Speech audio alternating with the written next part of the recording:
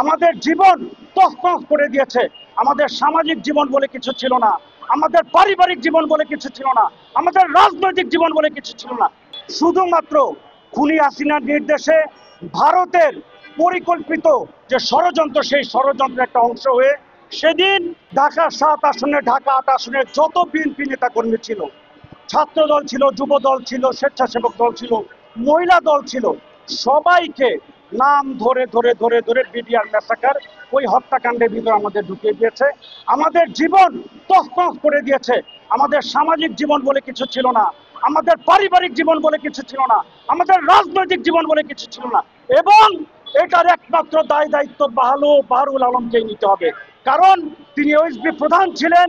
SB প্রধান হয়ে তার দায়িত্ব ছিল সুনিপুণভাবে, নিরপেক্ষভাবে একটা রিপোর্ট দেওয়া। সেই রিপোর্ট না দিয়ে তিনি খুনি হাসিনা এবং ভারতের মাস্টার মাইন্ডের যে পরিকল্পিত ছিল, যে পরিকল্পনা ছিল, ষড়যন্ত্র ছিল, সেটার অংশ হয়ে তিনি আমাদেরকে ফাঁসিয়েছেন।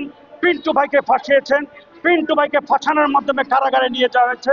আপনারা দেখেছেন কি অদ্ভুত বিচার হয়েছে।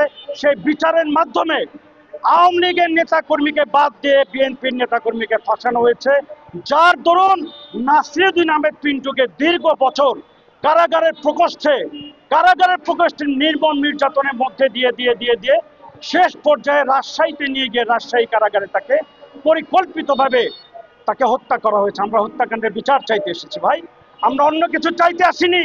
আমরা আমাদের ভাইয়ের বিচার চাই। আমরা সাবেক 57 জন সেনা কর্মকর্তা যারা বিডিআর মেসাকারে হত্যাকাণ্ডের শিকার হয়েছেন, আমরা তাদের বিচার চাইতে এসেছি। আমরা বিচার চাইতে এসেছি বিডিআর যে জওয়ানরা নির্মমভাবে হত্যাকাণ্ডের শিকার হয়েছেন, আমরা তার বিচার চাইতে এসেছি। আমরা বিচার চাইতে এসেছি আমাদের বোন ফেলানি যে কাঁটাতারের বেড়ায় ঝুলেছিল, আমরা ফেলানির বিচার চাইতে এসেছি।